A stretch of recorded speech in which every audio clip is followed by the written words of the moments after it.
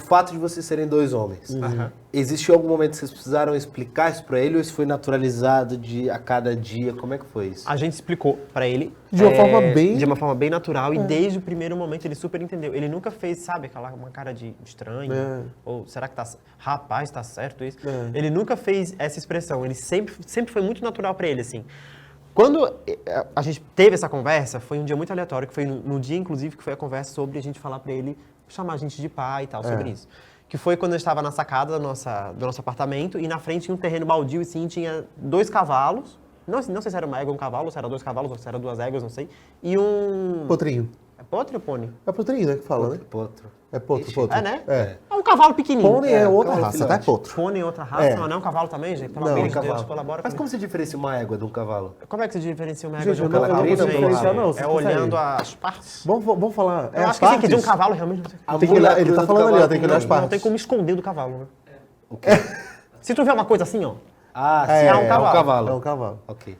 Tá, Vamos voltar. Vamos voltar pra coisa Cavalo. boa, Aí porque o a nosso, gente entrou pra um lado. aí o nosso filho tava lá olhando assim e falou, ai, que bonitinho, olha lá, mamãe, papai e o filhinho. Aí eu falei, opa, acho que é uma boa pra eu tocar nesse assunto. Aí eu falei, pois é, mas será que não pode ser também 2 mamães e um filhinho? Ou 2 papais e um filhinho? Aí eu queria saber o que ele ia falar. Daí ele falou, pode ser, verdade. Daí eu falei, opa, bora. Aí eu chamei ele e falei, vamos conversar. Sentamos no sofá, todo mundo. Vamos aproveitar, deixa que a criança tá aberta. E aí a gente começou a explicar isso pra ele, os vários tipos de famílias que existem, vários tipos de casais que existem, que casal não é só um homem e uma mulher. 2 homens também podem ser um casal, podem se amar, que o importante é se amar. Se 2 pessoas se amam, é isso que importa. O amor é o que importa. Até tem um vídeo dele falando isso. Que tem um o vídeo Rafa falando. pergunta, filho, o que eu e Palu somos? Casados. Por que a gente é casado? Porque vocês se amam. Então a gente sempre educou o nosso filho que o amor entre 2 pessoas é muito maior do que a sexualidade delas. Sabe? Então, essa foi a oportunidade de a gente poder falar para o nosso filho e entender também, que a gente já tinha essa noção, mas entender também que o preconceito na cabeça de uma criança nasce através da educação que ela tem em casa. Nenhuma criança nasce preconceituosa, né? É isso. Não existe isso. A pessoa não nasce com preconceito. É. A pessoa é ensinada a ser preconceituosa. E ela replica aquilo que ela escuta em casa. Então a gente sempre mostrou isso pra ele e ele sempre convive com todo tipo de família, convive com todo tipo de pessoas. Então, tipo assim, ele tem 2 padrinhos, que são os nossos melhores amigos, um casal gay, e a minha irmã, que adotou o irmão dele, que é a minha irmã, e o meu cunhado, um casal hétero. Então, tipo, ele convive com todos, sabe? E pra ele sempre foi muito, muito tranquilo, assim, muito, muito. Sim. Eu perdi o fio da meada. E daí a gente começou a falar sobre o que ele achava de a gente ser os pais pais dele. dele.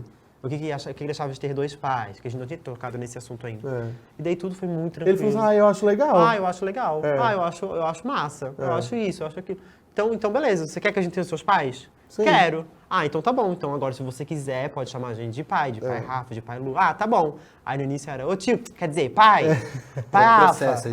Aí no começo ele foi assim, até que ele engatou. Então assim, por mais que a criança ela aceite ser adotado, né, por 2 pessoas, para ele é um processo também evolutivo de entender que aquela é a nova família dele. Então, nesse momento, ele entendeu que ali era a nova família dele.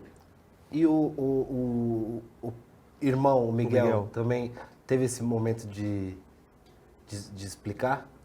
Da gente, pra ele? Não, porque assim...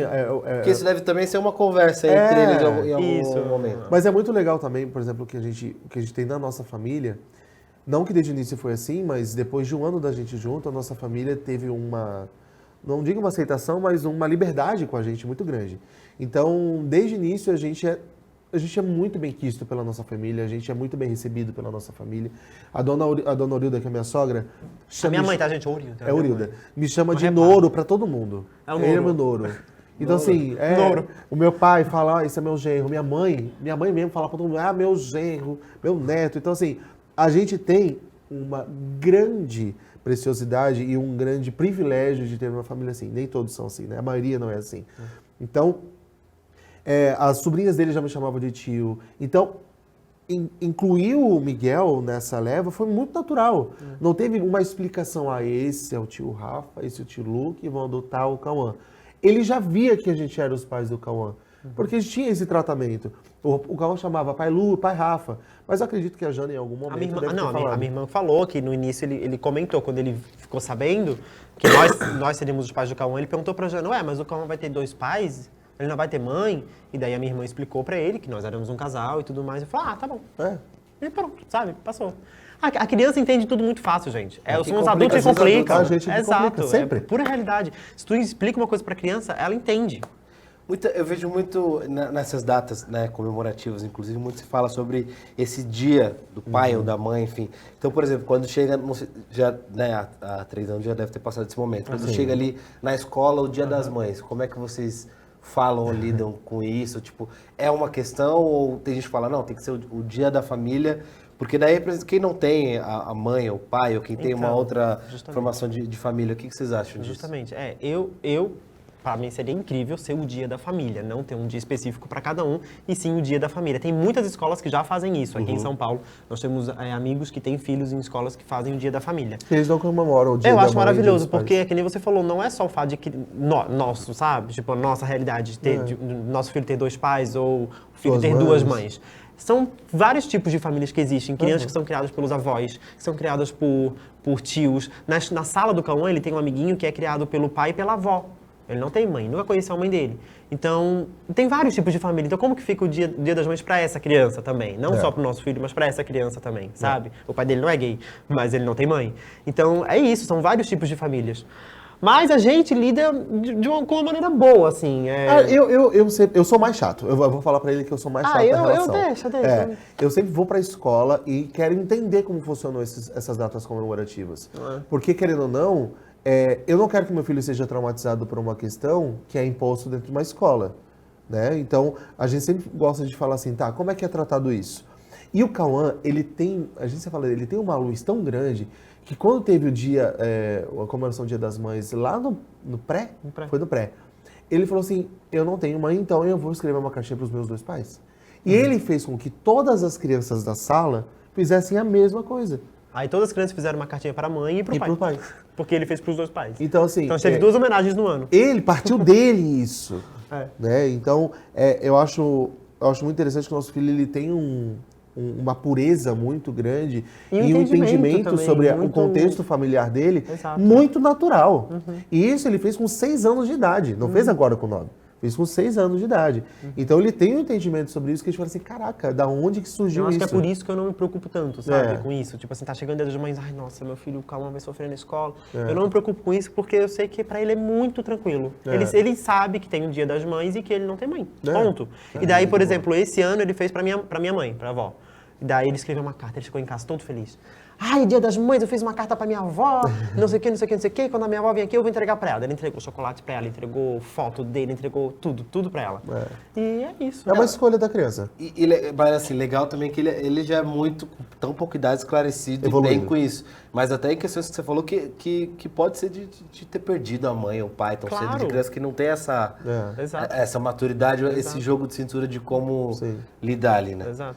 Eu acho que uma das questões, por isso que eu sou o chato da relação, que eu vou muito na escola para entender sobre as questões, a gente vai juntos, mas eu gosto de abordar esses temas, até, por exemplo, quando a gente vai preencher um cadastro que tem lá pai, mãe, pô, caramba. A gente mudou isso na escola. Mudou em todas as escolas que a gente passou, a gente já mudou isso. A gente mudou. Porque quando a gente vai fazer a ficha dele, sempre tá pai, mãe, nome do pai, nome da mãe. E daí a gente risca, bota lá. Responsável, filiação 1, filiação 2, enfim. Porque é isso que, né? Ou tem 2 pais, ou tem 2 mães, ou não tem mãe, ou não tem pai. Né? Quantas crianças que não tem pai? Gente, a maioria. Infelizmente, é super normal. O pai que não registra, pai... Ausente. Pessoas que não têm pai. Eu tava lendo recentemente, até virou um assunto assim no Twitter, muito por piada e muito por gente indignada. Se eu não me engano, foi a Samia Bonfim que propôs a mudança no documento de RG. Sim. De pai e mãe para filiação. Exato. Eu acho a melhor coisa do mundo. Porque na certidão de nascimento do nosso filho já é filiação. Já tá filiação. Então por que não nos outros documentos? Por que não nas escolas? Por que não... Sabe, eu acho isso uma parte inclusiva mesmo. Eu não estou falando só com a comunidade LGBTQIA+, não. Eu estou falando com um contexto geral de pluralidade familiar que existe no mundo inteiro. Né? A gente não Existem quer... muitas mães solo. Muita. Né? Pai solo. Nossa, infinidade. Então, assim, eu sempre gosto de falar com a escola como é que é tratado isso. Né? Como é que é tratado o Dia das Mães? Como é tratado o Dia dos Pais? E não vai afetar em nada um casal hétero nisso. Não vai afetar em nada, gente. O que vai mudar? Então, eu não entendo quem fica, não, isso aí é mimimi, isso aí querem privilégio. Que mano é privilégio, gente? Pelo amor de Deus. É um direito para tanta coisa para se preocupar. O que é um documento? O que é um termo? Cara, vai mudar uma palavra. No papel, não vai mudar em nada, sabe? Ah, estou acabando com as nossas crianças.